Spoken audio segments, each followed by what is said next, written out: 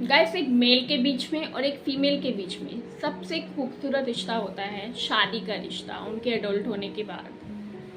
क्योंकि एक पार्टनर के साथ ही हम अपनी लाइफ का सबसे लंबा टाइम, सबसे लॉन्ग टर्म अपना स्पेंड करते हैं।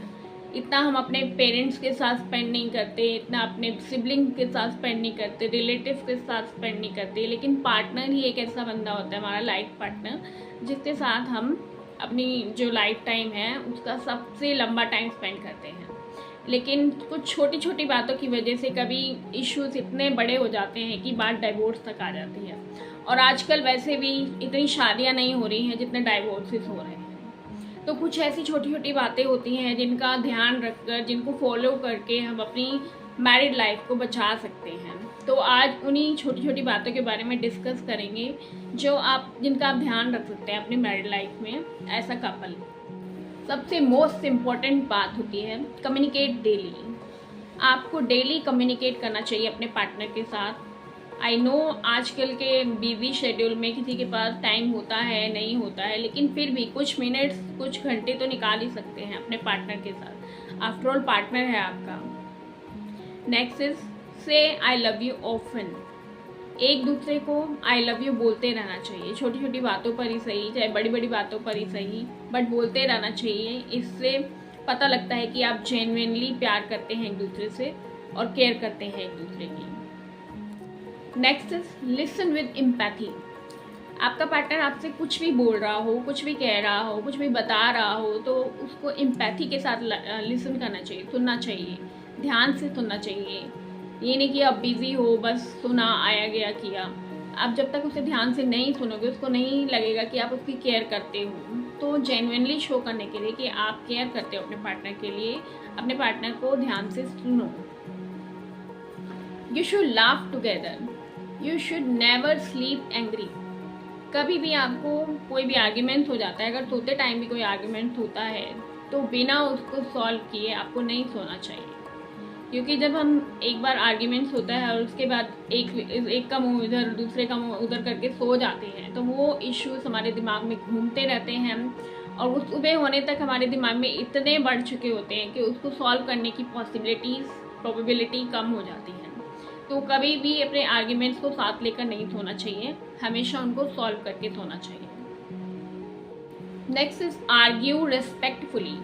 आर्ग्यूमेंट्स होते हैं लेकिन उसमें कभी भी डिसरिस्पेक्ट नहीं आना चाहिए। अगर आप एक दूसरे के साथ बहस कर भी रहे हो तो रिस्पेक्टफुली बात करनी चाहिए। ये नहीं कि आप दूसरे के पेरेंट्स को बीच में इन्वॉल्व कर रहे हो और उनकी भी डिसरिस्पेक्ट कर रहे हो, एक दूसरे की भी डिसरिस्पेक्ट कर रहे हो। आर्ग्यूमेंट्स होते हैं मैरिड लाइफ में कपल्स के बीच में, बट उसमें रिस्पेक्ट भी होनी चाहिए, रिस्पेक्ट मिसिंग नहीं होनी चाहिए उन आर्ग्यूमेंट्स में भी। Apologize sincerely. अगर आपसे कोई गलती हुई है, मिस्टेक हुई है और आप उसके लिए अपोलोजाइज कर रहे हो, तो आपको जेन्युइनली एंड सिंसियरली अपोलोजाइज यानी माफ़ी मांगनी चाहिए अपने पार्टनर से।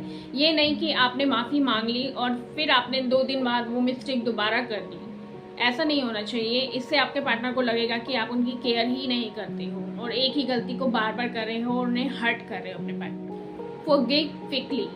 एक दूसरे से अगर कोई गलती हो भी गई है तो आप उनको जल्दी से माफ़ कर देना चाहिए, फॉरगिव कर देना चाहिए। ये नहीं कि आप बात पकड़ के बैठे रहो और 2-2 दिन तक, 2-2 हफ्ते तक नाराज रहो, एक दूसरे से बात मत करो। इससे बातें और बिगड़ जाती हैं। तो आपको फॉरगिव कर देना चाहिए अपने पार्टनर को। Praise more than you criticize. जितना आप अपने पार्टनर की बुराई करते हो, मीन्स चाहे मजाक में ही सही, लेकिन उससे ज़्यादा आपको उसकी प्रेस करनी चाहिए, तारीफ भी करनी चाहिए। इससे वो बैलेंस रहता है कि आप अगर बुराई भी कर रहे हो तो उनको लगेगा कि आप उनकी तारीफ भी तो करते हो। Speak your needs clearly. आपकी जो भी नीड्स हैं, चाहे वो फिजिकल नीड्स हो, चाहे आपकी फाइनेंशियल नीड्स हो, घर के कामों को लेकर कोई नीड्स हो, तो आपको एक दूसरे को क्लियरली बताना चाहिए कि ये हमारी नीड है, हम चाहते हैं कि ये फुलफिल हो, और उसके बारे में डिस्कशन, क्लियर कम्युनिकेशन होना चाहिए ताकि कोई गैप ना रहे। आप ये मत सोचो कि आपके पार्टनर को पता है कि आपकी नीड्स क्या हैं। इससे मिसअंडरस्टैंडिंग्स ही होती हैं, उसके अलावा कुछ नहीं होता। तो अपनी नीड्स को क्लियरली अपने पार्टनर को सामने रखो। Keep dating each other. एक दूसरे को डेट करते रहना चाहिए time to time. Be affectionate often. और एक दूसरे के लिए लव एंड अफेक्शन भी शो करते रहना चाहिए। Prioritise intimacy. इंटीमेसी को कभी भी साइड की चीज़ नहीं समझना चाहिए। ये मैरिड लाइफ का, कपल्स के बीच का सबसे इम्पॉर्टेंट पार्ट है, तो इसको हमेशा प्रायोरिटी देनी चाहिए, नंबर 1 प्रायोरिटी देनी चाहिए। Celebrate milestones.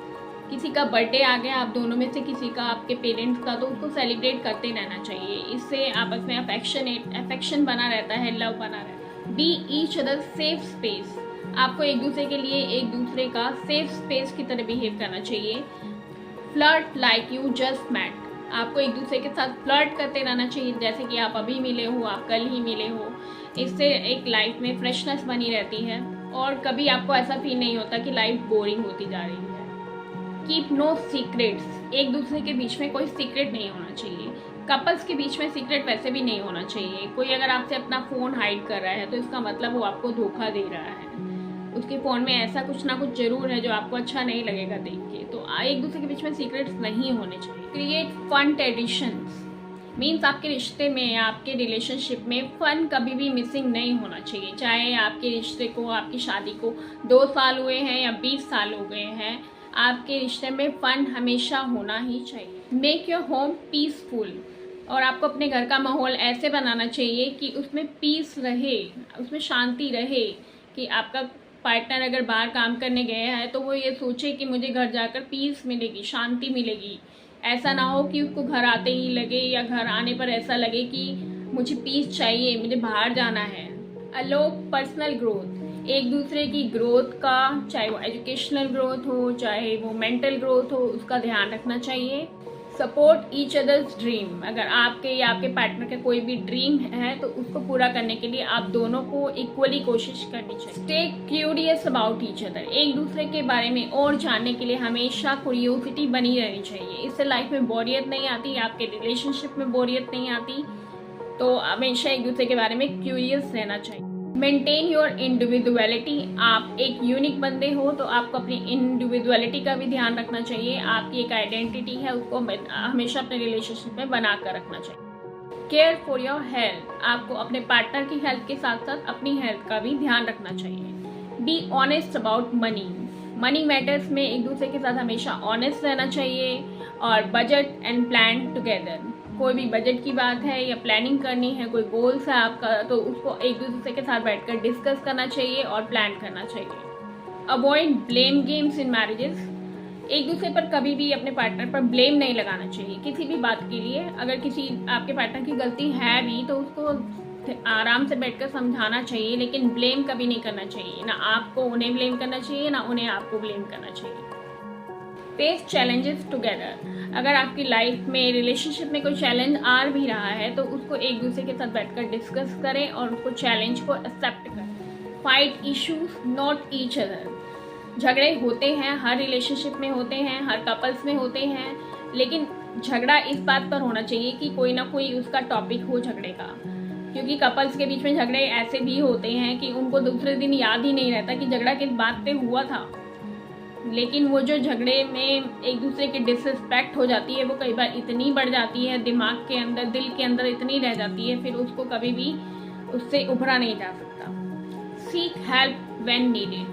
वैसे तो आपको एक दूसरे के होते हुए किसी तीसरे बंदे को इन्वॉल्व करने की ज़रूरत नहीं होनी चाहिए अपने रिलेशनशिप में, लेकिन फिर भी अगर आपको लगता है कि आपसे बात सॉर्ट आउट नहीं हो पा रही है एक दूसरे के बीच में, तो आपको हेल्प के लिए देखना चाहिए।